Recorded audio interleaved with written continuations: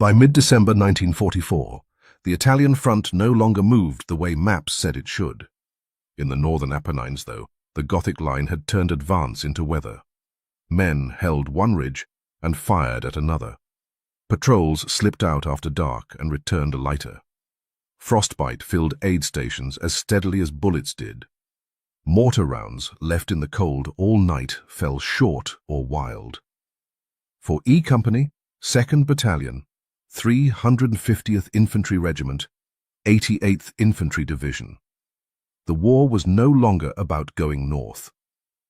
It was about how long a body and then a mind could stay in place without breaking. Private First Class. Thomas Brady was 21, from an Ohio farm flat, enough that winter there lay down quietly. Water climbed into his boots from below and slipped down his collar from above. He still cleaned his carbine, counted ammunition, stood watch, but something inside him had stopped recording meaning. He had killed men in September and October and maybe November, yet by December he could not have said how many without feeling dishonest. The count had dissolved. What remained was a cold diligence he had begun to call, only to himself, the frostbite of the soul. The phrase shamed him, which was how he knew it was true.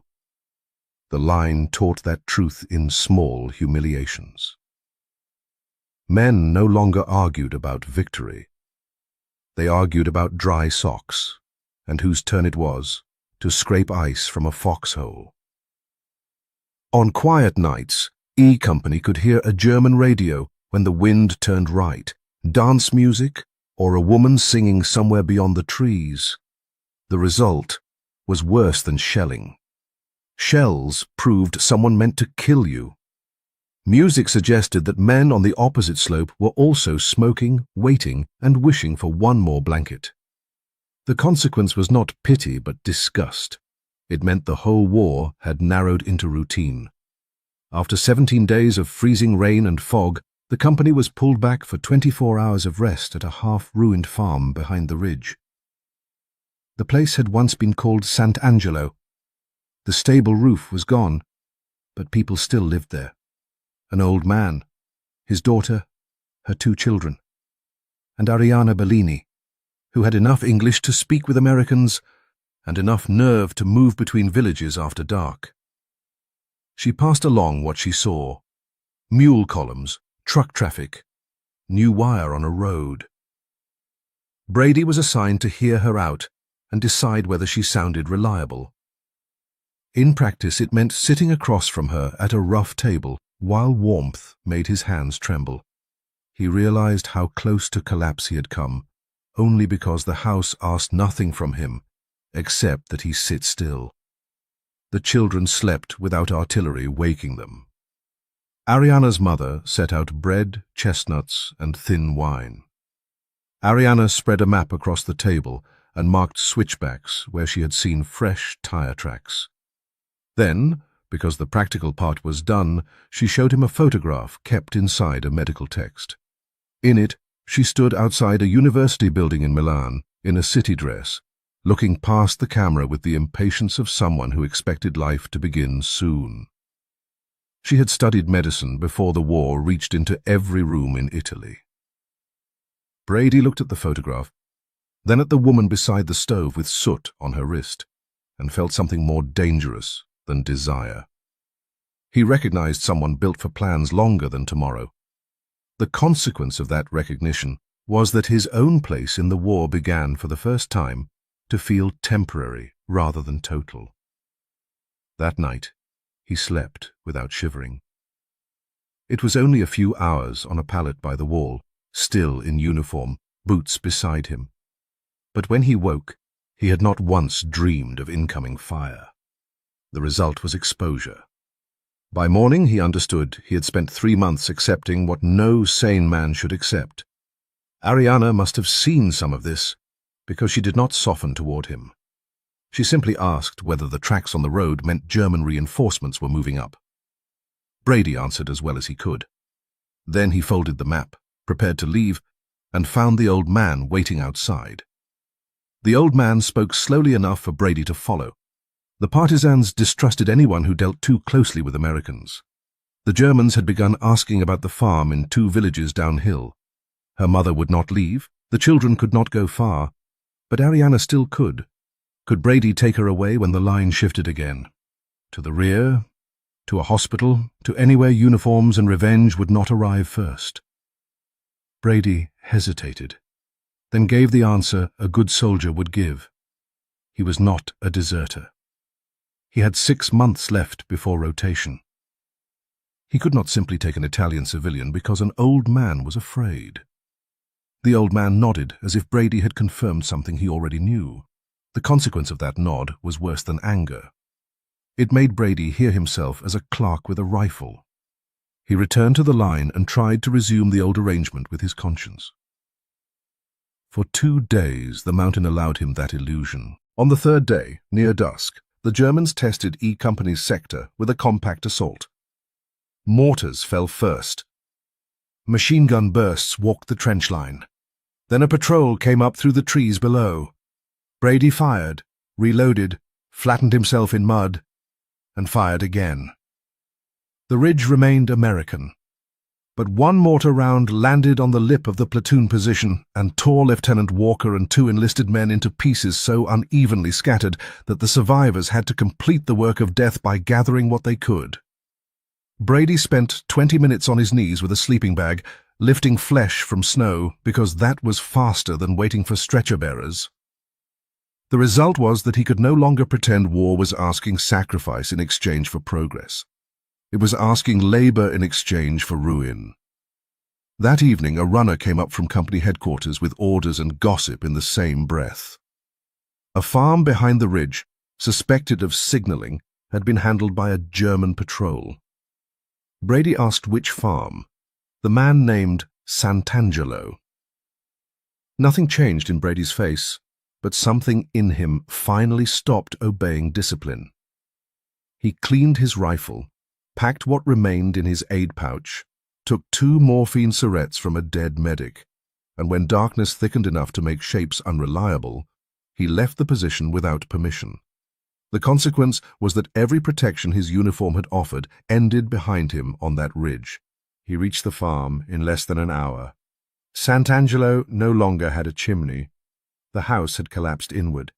He found the old man first, half under beam ash. He found 1 child near the well and the other by the doorway, both small enough that death looked like an administrative mistake. He might have stopped there if he had not heard breathing under the settling crackle of ruined wood. Ariana lay by the rear wall under fallen plaster. A bayonet had opened her back below the shoulder. Her left tibia had punched through the skin. She was cold enough that her face seemed lit from underneath by snow. Finding her alive did not give him hope. It gave him obligation. He cut away cloth, packed the back wound, splinted the leg with broken lath, and poured the little he knew about keeping a body together into motions too rough to deserve the name medicine. She did not ask about the others. She looked at him with the concentration of someone measuring how much life remained available for use and said, "Take me to the border. Not Switzerland. Alive." Brady understood then that she had seen through the story he had already begun telling himself, the one in which Swiss neutrality could turn flight into purpose. She did not need a noble destination. She needed hours. He put 1 morphine syrette away and used the other. He wrapped her in blankets, lashed together a drag from 2 poles and part of a door, and before first light pulled her north. South led back to the Americans, who would question Ariana before treating her and arrest Brady if they understood who he was. East led toward Partisan country, where she might be judged for dealing too closely with Allied troops, and he might vanish in a ravine. West led toward roads, records, and men still trying to sort everyone into the right category by force. North was worse than any of those choices in weather and distance, but it was the only bad road that did not require him to hand her over.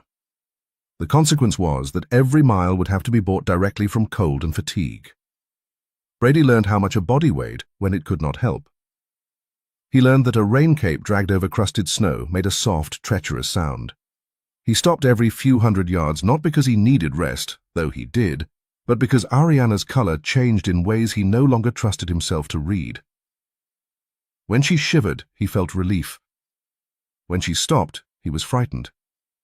He melted snow in a mess tin over fuel tablets and fed her spoonfuls of grey water. Near dusk, he found a ration box beside a dead mule. Hard biscuits, 2 tins of meat, a strip of cloth from a German shelter half. He began to think in units smaller than hope. An hour, a hill, a swallow. Ariana drifted in and out of fever. At times, she knew exactly where they were. She warned him away from one chapel because fascist militia had used it in autumn. She named a shepherd's track that no vehicles could take.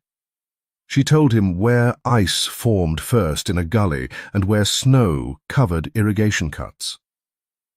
At other times, she slipped back into another life and began reciting anatomy in Italian, then Latin. Brady did not understand the words, but he learned the rhythm. If she could hold a sequence together, she was still anchored to herself. If the terms dissolved, he stopped and touched her throat until he found the pulse. The consequence was that the education that should have carried her away from the mountains by ordinary means was now serving as a signal lamp inside a wreck. By the second night, the weather turned clear and more dangerous. Stars gave shape to the ridges and stole the last trapped heat.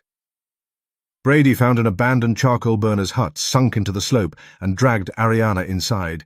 He dared no fire. Smoke would write their position across the dark. Instead, he lined the floor with pine boughs, rubbed her hands, adjusted the splint, and listened to her breathe.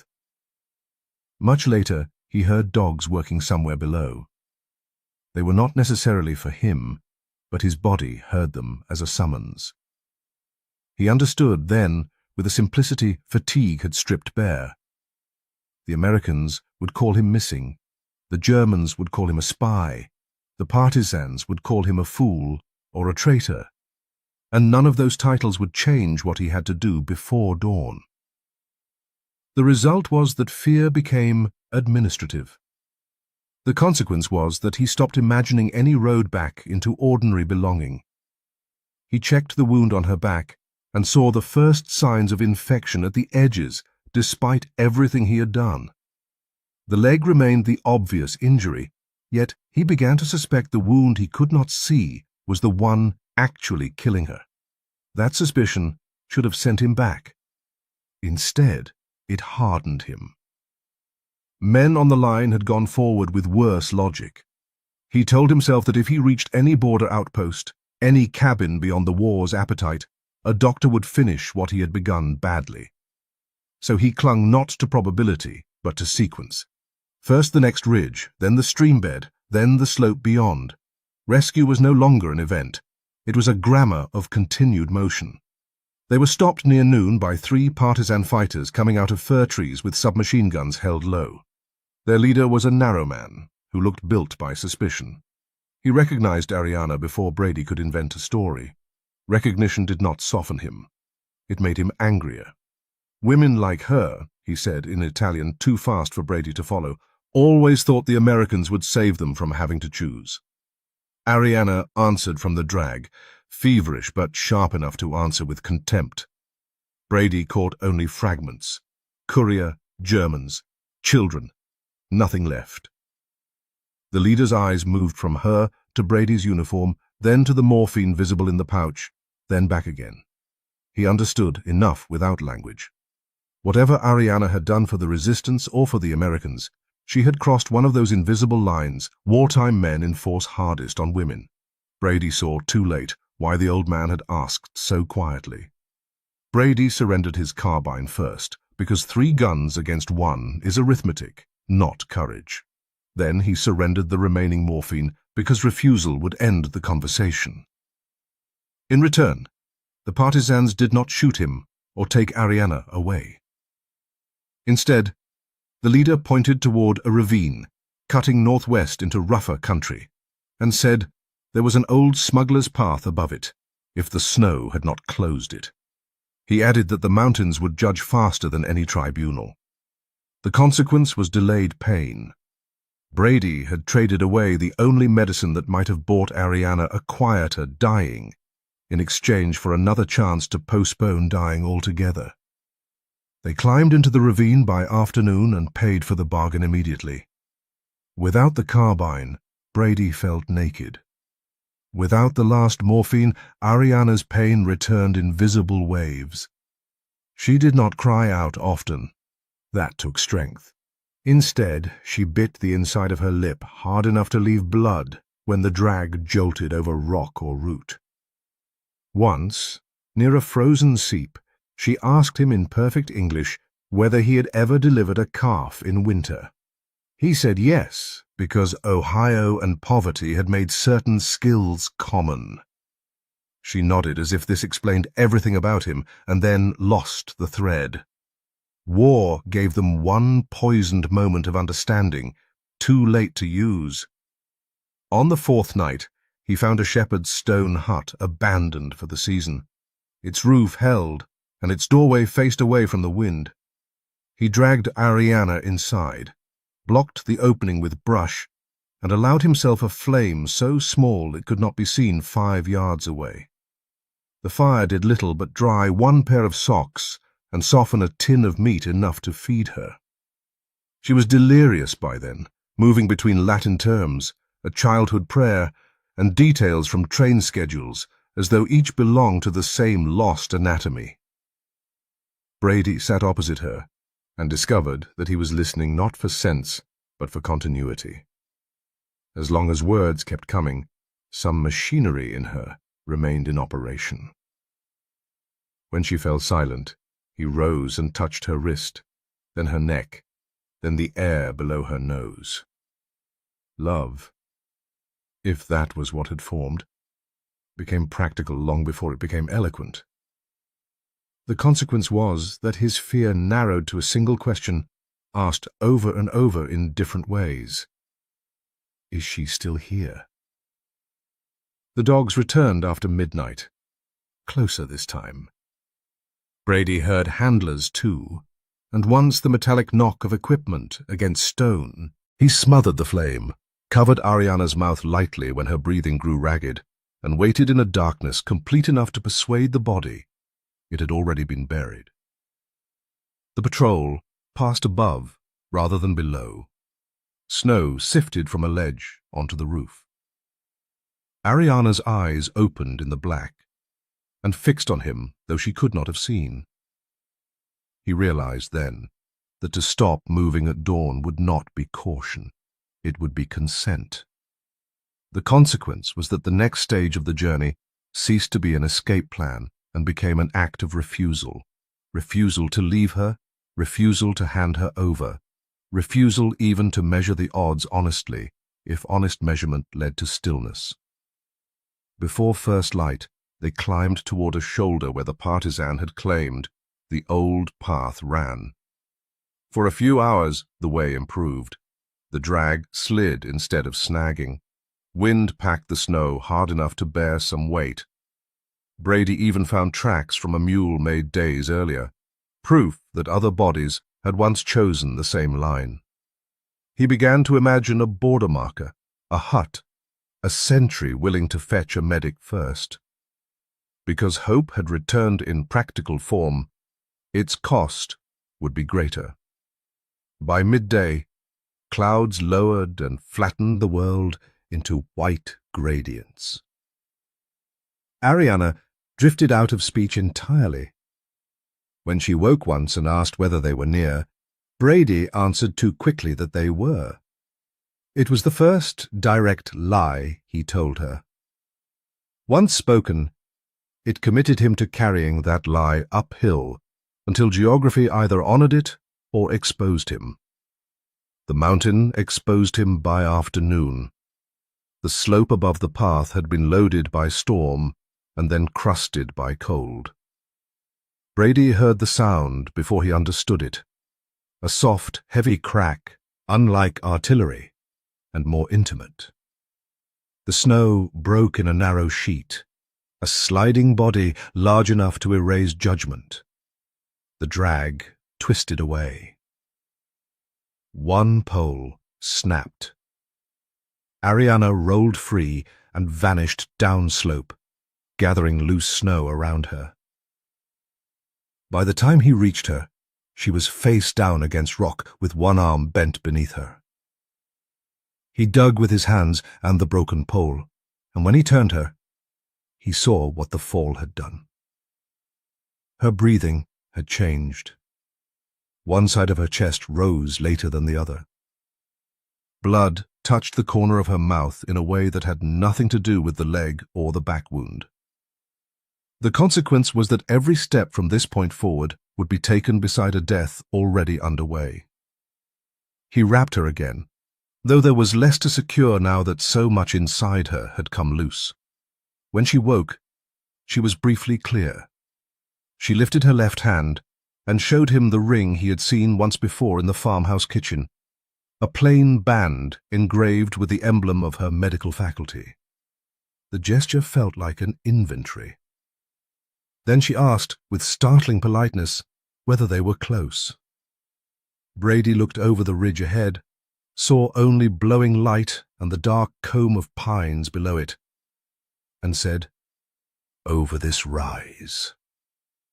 He knew the sentence was kindness and cowardice at once. Telling the truth now would ask her to die before the mountain required it. The result was another lie. The consequence was that he bound himself to it with whatever strength he had left. New Year's Day came over the mountains without celebration.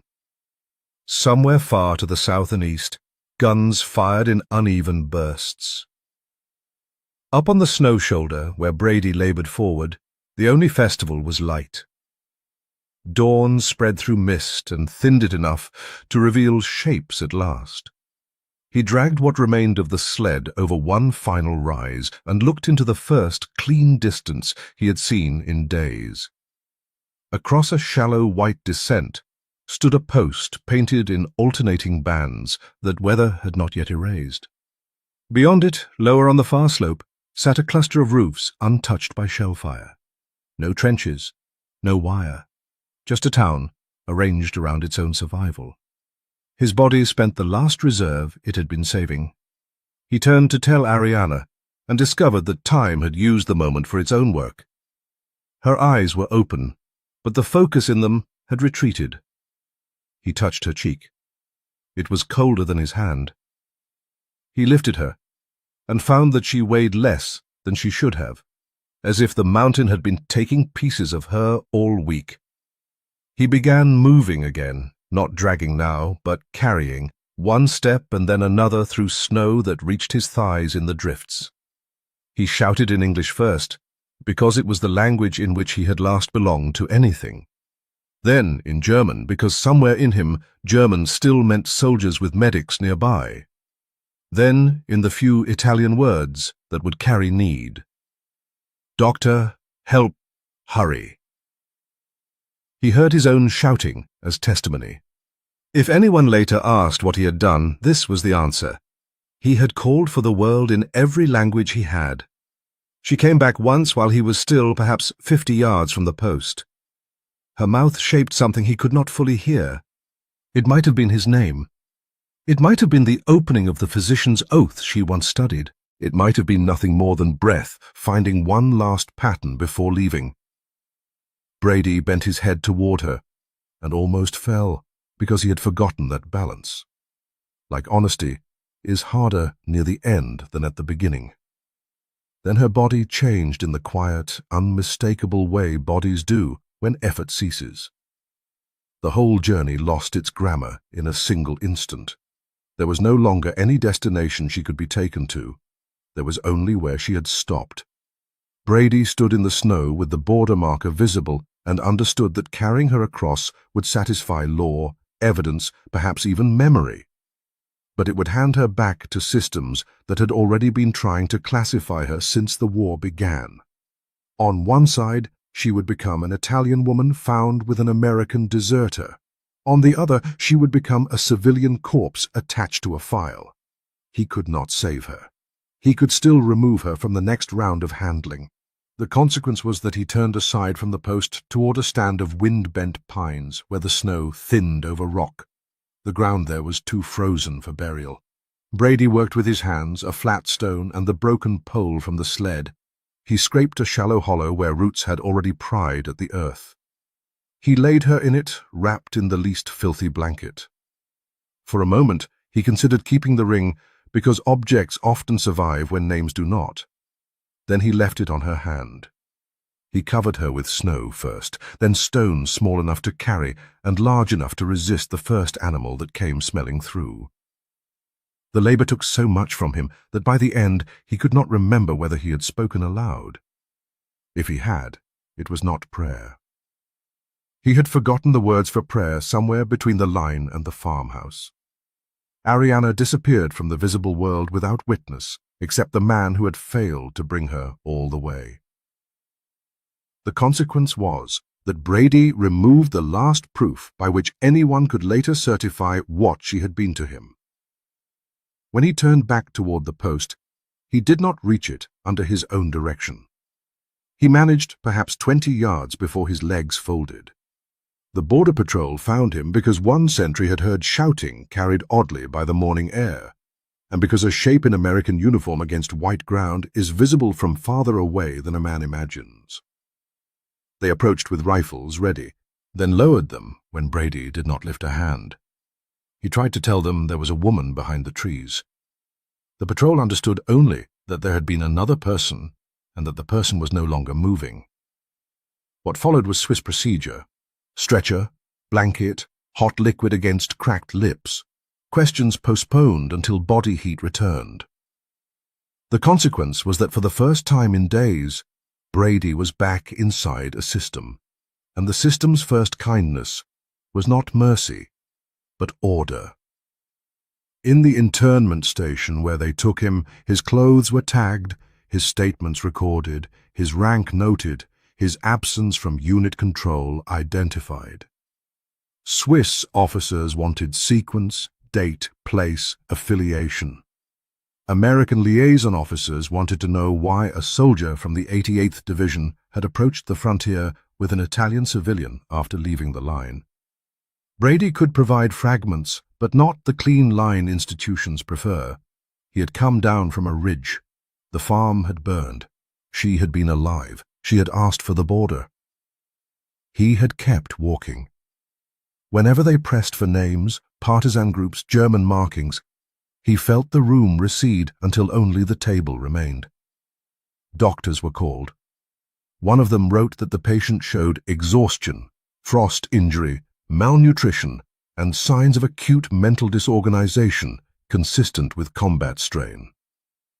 What remained was a phrase in a file that sounded almost generous because it was impersonal, not fit for normal proceedings. By the spring of 1945, the war in Europe was ending everywhere at once and differently in each place.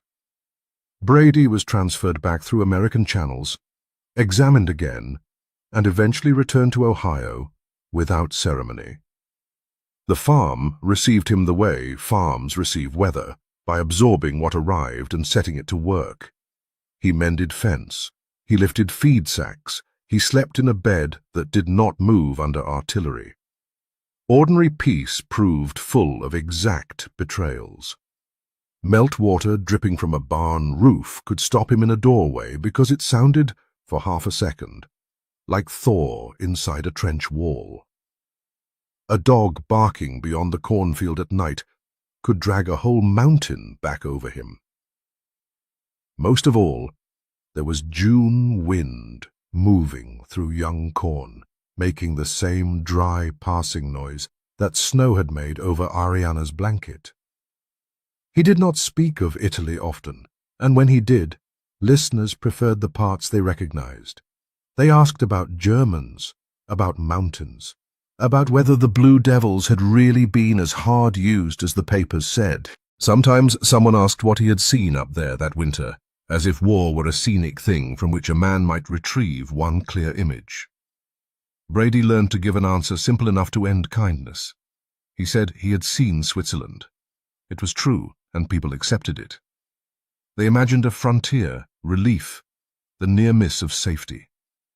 What they could not imagine, and what he could never force into words, was that the worst sight of that winter had not been the dead in the farmhouse, or the lieutenant in the snow, or the mountains closing around two fugitives.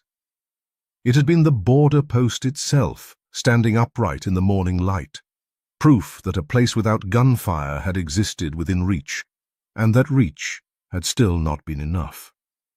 Years later, when memory had stripped the campaign of dates but not of temperatures, that was what remained.